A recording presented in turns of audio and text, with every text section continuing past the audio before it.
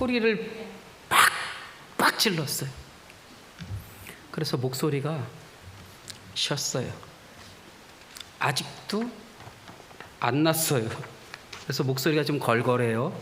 근데 저는 이 걸걸한 목소리를 어려서 얼마나 원했는지 몰라요.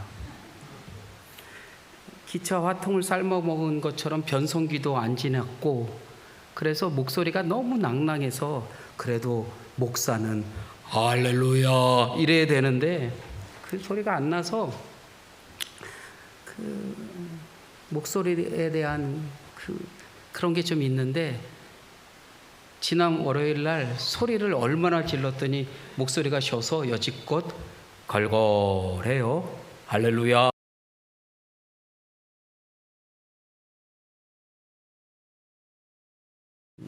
거드리교회 목사님이 스타리아를 탔어요. 놀라지 않으시네? 스타리아. 봉고차 탔다고요. 이거 설교가 안 되는데?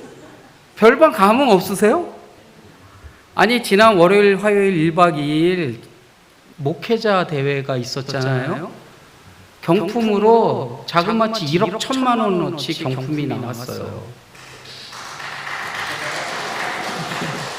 근데 1억 1천만 원의 경품에 스타리아가 2대, 한 대당 3,700만 원, 그 다음에 도서비 100만 원씩 10명, 그 다음에 50만 원씩 20명, 아이패드 20대, 갤럭시 탭 10대, 도합 1억 1천만 원. 저는 대상으로 거기에 포함이 10개 포함이 됐는데, 10개는 뭐 800명 중에 10개니까 바라지도 않았어요. 근데 저는 그거 가기 전에 확신이 있었어요. 뭔 확신이 있었냐? 스타리아를 춘천 남지방에서 끌고 온다.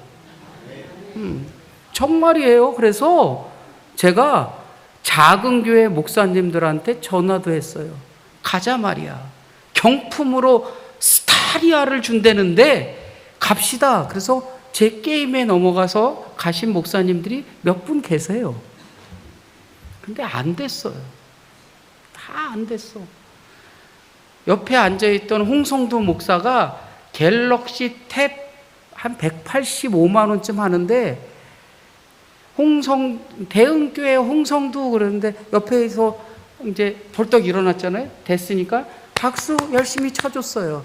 기쁘지 않더라고. 왜요? 스타리아가 돼야 되는데. 그거 당근에 140만 원 내놔서 팔아가지고 요긴하게 잘 썼다고 그러더라고요. 이제 마지막이에요. 스타리아 한 대는 원주에 있는 꼭 필요한 목사님, 실족해서 너무 힘들어하는 목사님한테 스타리아가 가서 야, 잘 됐다 박수 쳤어요. 이제 한 대 남은 거예요. 그 한 대는 어디로 가야 되는 거냐면 교회 결산 7천에서 4천만 원 사이의 교회한테 가는 거예요. 춘천 남지방에 6개 교회가 대상자여서 카톡으로 가자고 제가 한 번 더 했는데 아무도 안 오셨어요. 딱 한 명. 누구요? 거드리교회 감이사님 교회. 50장 중에 그 몇 장이 들어가 있는 거예요? 한 장이 들어가 있어요. 마지막. 그래서 감독님이 딱 뽑았어요. 집중하라고. 남궁만 목사님 딱 그랬어요. 그리고 나서 거드리교회 이렇게 했어요. 근데 남궁만 목사, 그때 제가 와 하고 소리를 질렀어요. 얼마나 소리를 크게 질렀든지 옆에 박현종 목사님 있다가 그 옆에 횡성지방 목회자 사모님들이 이렇게 응원 단복으로 오셨어요. 무슨 스타킹 같은 양말, 긴 양말 신고 치마를 입으시고 야야 막 이렇게 응원하셨는데 얼마나 시끄럽든지 얼마나 막 그러든지 그냥 내내 아우 왜 그래 아우 왜 그래 그랬는데 제가 그 아줌마들 여럿보다 소리를 더 질렀다는 거잖아요. 근데 그분이 그거 가져가서 좋아서 하는 거는 한 10%고 나머지는 제가 가졌던 제 믿음에 대한 응답이라고 생각했기 때문에 와 하고 소리 질렀어요. 춘천 남지방에서 뭐 갖고 왔어요? 스타리아 갖고 왔어요. 그랬는데 이제 여러 군데다가 이제 카톡하고 했을 거 아니에요. 밤새 뭐 참도 아니 별것 아니라고 생각하겠지만 1년 결산 4,100만 원 교회에 3,750만 원 되는 선물을 그냥 통째로 탁 줬으면 이거 얼마나 큰일이야. 그러니까 잠도 제대로 못 자고 막 그랬는데 목사님이 허 목사님이 진짜냐? 뭐 이렇게 해서 보내셨다는 거예요. 진짜 아니라는 거죠. 그런처럼 진짜 아닌 것처럼 여겨져요. 그러면서 한 말씀 더 하셨다는 거예요. 야, 배 아파할 놈도 참 많겠다. 왜 이 말씀을 드리느냐? 다 배 아파해요. 배 아파한다고. 행복해요? 화목하십니까?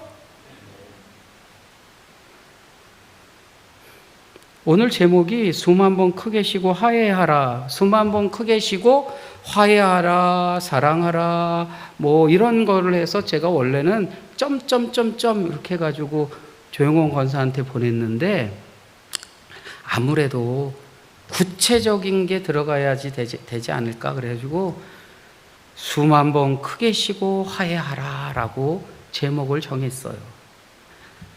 김영욱 권사님 제목에 은혜 받으시기를.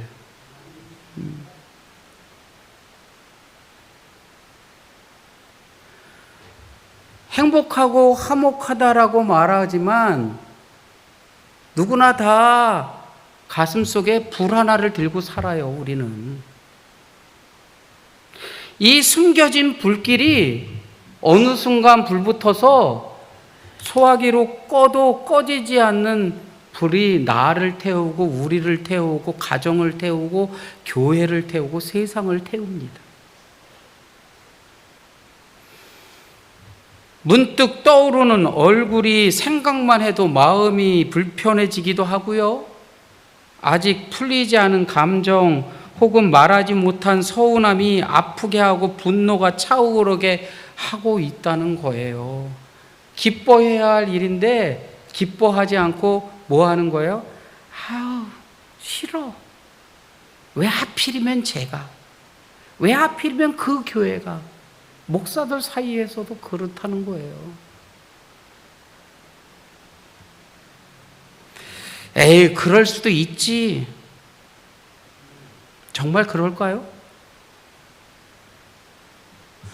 행복하다, 화목하다, 평안하다라고 말하고 있지만 조금만 들어가 보면 그 샘물이 펑펑 쏟아나듯 삶에 안 좋은 일들이 퐁퐁퐁퐁 아주 샘물 쏟듯 쏟는 게 우리들의 삶입니다.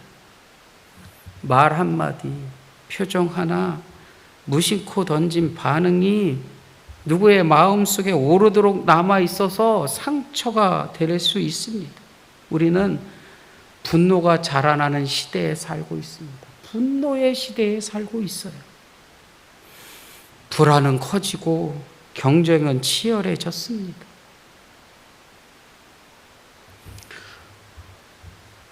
어제 점심쯤 카톡 문자가 하나 들어왔어요. 어느 목사 어머니께서 소천했으니까 위로하든지 조문하든지 하라고 선교회에 카톡이 올라왔어요. 평창에서 목회하는 후배 목사인데 애들 동화책을 하나 쓰고 또 그림 그리고 하는 걸 좋아해서 그 평창에 다시 목회를 시작해서 자그마한 교회에 가서 그래서 목사실에 가보면 달력이 있는데 4월, 5월, 그래서 5월 달력 오늘 뒤집어서 봤더니 평창에는 5월에도 진달래가 핀다네요.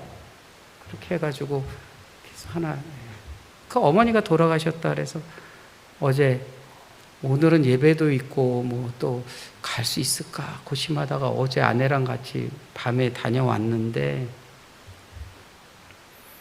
그 어려운 삶에 어머니를 아버님이 돌보시다가 아버님이 쓰러지셨대요.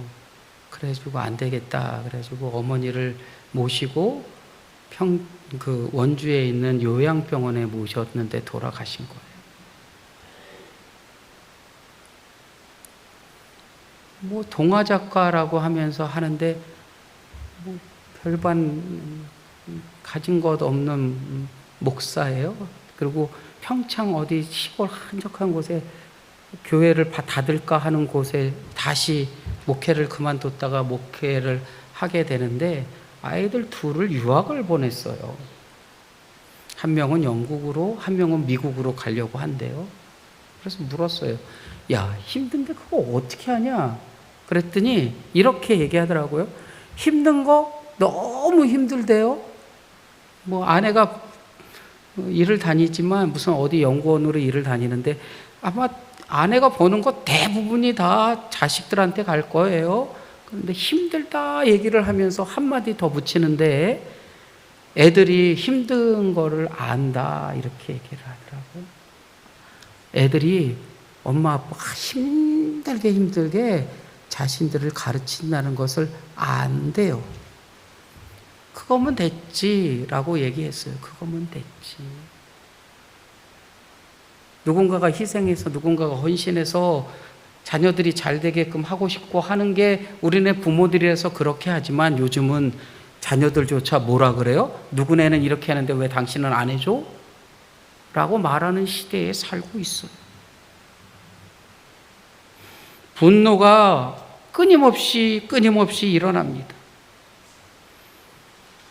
본능적으로 우리는 자신을 지키려고 더 날카로워지고 더 공격적으로 변했는지 모릅니다. 왜 나만? 그래서 찬양도 하잖아요. 왜 나만 겪는 고난이라고. 왜 우리 가족은?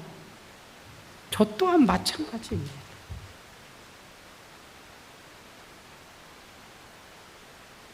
이거 가족이 보면 안 되는데. 저 형하고 안 좋아요. 제가 말을 안 해서 그렇지. 연락도 잘 안 해요. 저도 좀 생이라서 제가 잘할게요. 저도.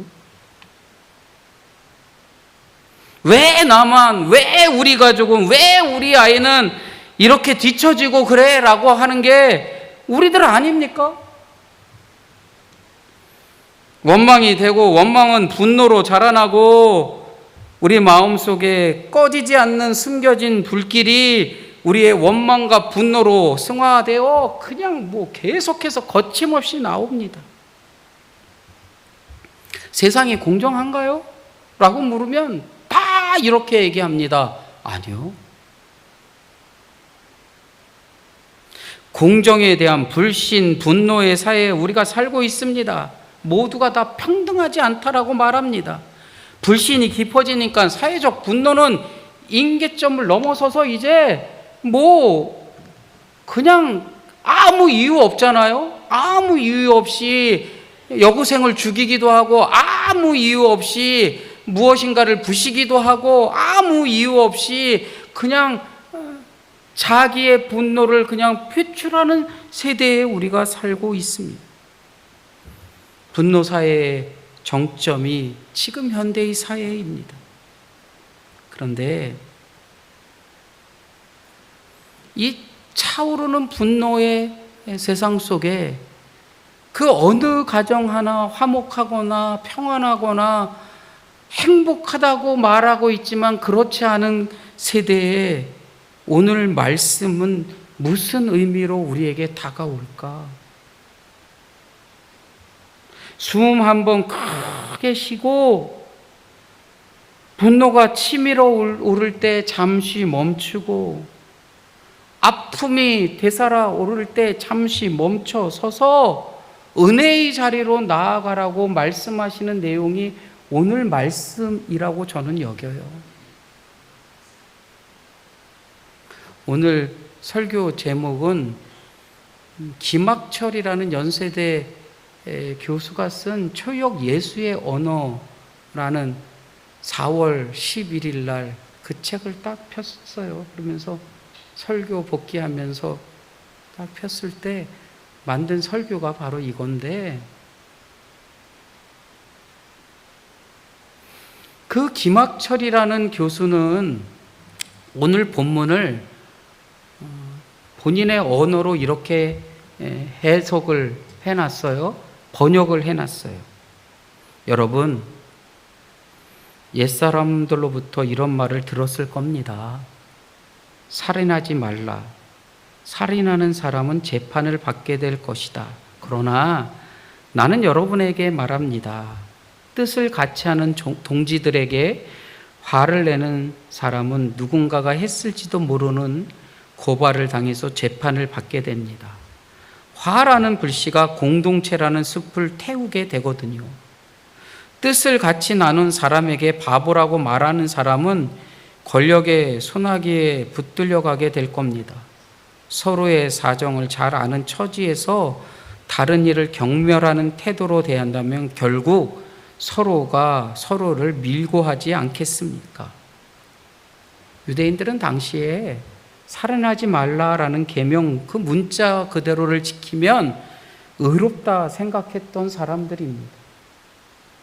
그런 유대인들을 향하여 예수님은 직접 칼을 들지 않았으니까 나는 깨끗하다라는 그 논리를 가진 유대인들을 향하여 죄는 그 결과가 아니라 그 뿌리를 봐야 한다라고 예수님은 말씀하고 있다는 거예요. 우리는 순간순간 노하는 마음이 차오를 때가 너무나도 많이 있지요. 그런데 예수님은 형제에게 노하는 자마다 심판을 받게 된다라고 말씀합니다. 심판을 받게 된다는 이 두려움의 말씀을 그냥 평상시에 내 삶에, 내 가정, 내 자녀들, 내가 만나는 사람들과의 관계 속에서 나를 조명하면서 한번 나를 들여다봤으면 좋겠어요. 나를.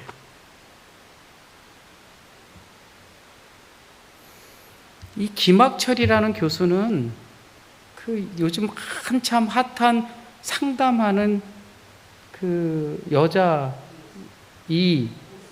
이호선 이분의 남편이에요. 연대 신학과 교수이시고 부인이 뜨니까 누구도 떠요? 남편도 뜨더라고요. 근데 원래 이 김학철 교수는 유명했었어요.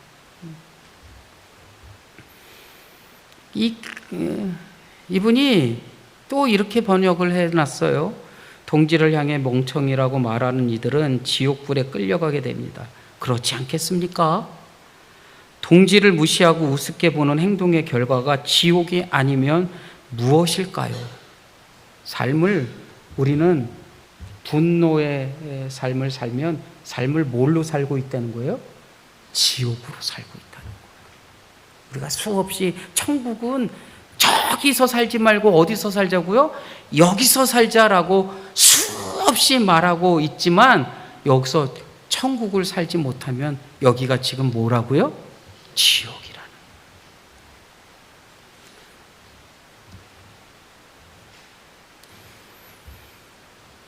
비수와 같은 말 하나, 비수와 같은 행동 하나로 누군가의 영혼을 난도질하고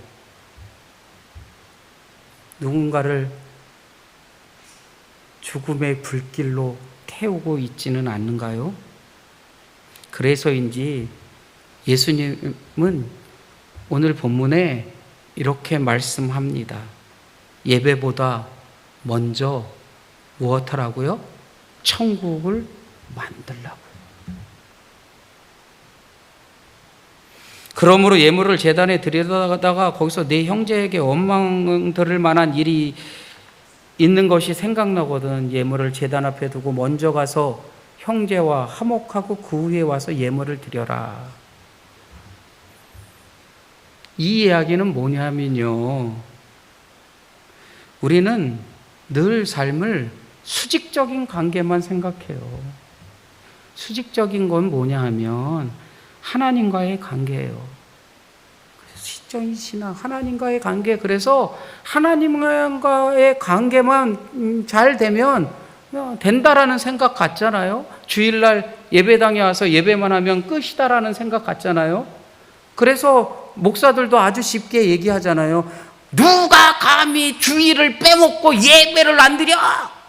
그러니까 뭐 한다고요? 다리도 부러지고 그러니까 뭐 한다고요? 뭐라고 얘기하지만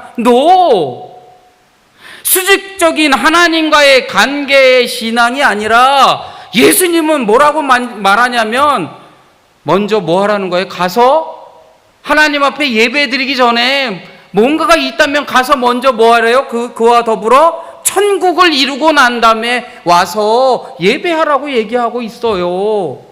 우리의 마음에 분노 게이지가 가득 차서 세상을 불길로 확 태우고 있지만 예수님은 분명하게 우리에게 말씀합니다.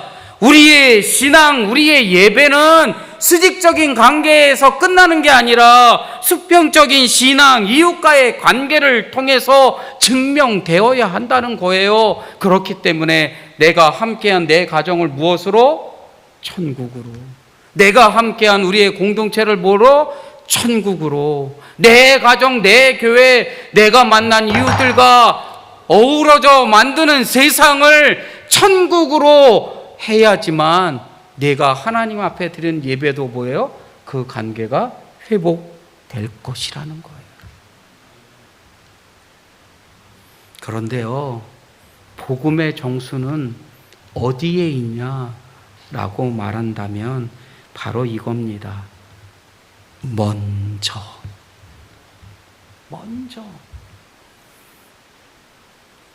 네 형 민경철이가 아니라 누가요? 너 민경원이 뭐요? 먼저. 형제에게 원망 들을 만한 일이 있는 것이 생각나거든. 그게 원망 들은 일인지 아닌지도 뭐 하고 있었다는 거예요? 알지 못하고 있었다는 거예요. 그런데 그것이 생각나거든. 누가 먼저? 내가 먼저. 복음의 방식입니다. 잊지 마십시오. 복음은 네가 먼저가 아니라 누가 먼저요? 내가 먼저. 사랑하는 성도 여러분, 우리 스스로 한번 자문해 볼 수 있기를 간절히 원합니다. 나는 하나님께 얼마나 큰 은혜를 입은 사람인가? 내가 받은 은혜를 생각하면 내가 붙잡고 있는 이 분노가 얼마나 작은가? 화해라는 거, 화목이라는 것 굉장히 추상적이잖아요. 그죠? 언어가 굉장히 추상적입니다. 이렇게 생각해보면 이런 것 같지만 또 이렇게 달리 생각해보면 아닌 게 이런 단어들이에요. 화해한다는 것, 화목하다는 것, 평안하다는 것, 행복하다는 것. 그런데요, 예수님이 말하는 이러한 것들은 추상적인 구호가 절대로 아니라는 겁니다. 구체적인 행동을 요구하고 있다는 겁니다. 그래서요, 하나님과 화해하려면 먼저 누구랑 화해하라고요? 네가 생각난 그 모든 것들과 화해하라는 거예요.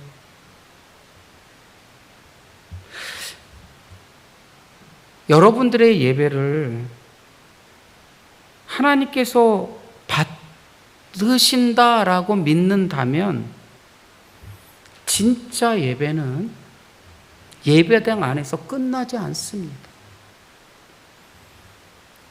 오히려 진짜 예배는 예배당을 나서는 순간 시작되기 때문입니다. 우리의 자존심을 포기하는 것, 그 결단을 요구하고 계시다는 것 잊지 마시기를 바랍니다. 내가 왜 먼저? 저도 이거 설교 쓰면서도 내가 먼저?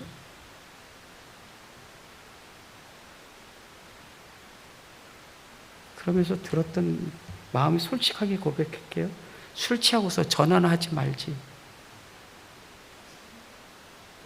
아이, 죄송합니다. 가족 얘기 안 해야 되는데 형님이 술 이만큼 취해가지고 전화해서 랄랄랄랄라 그래서 내가 술 깨고 나서 전화해. 그 다음에 전화 안 하지만, 그런데 왜 내가 먼저? 그런데요, 복음이라는 게 그 우선권이 누구에게 있냐면, 따라하십시오. 더 성숙한 그리스도인. 그 우선권이요, 저 사람에게 있는 게 아니라 예수 그리스도를 화해의 사람으로 만나는 그리스도인인 나에게 있다라는 거예요. 사랑하는 성도 여러분, 미루지 맙시다.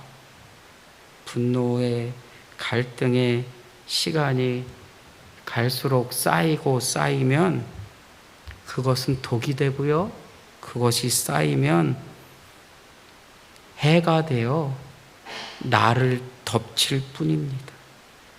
설교를 마무리합니다.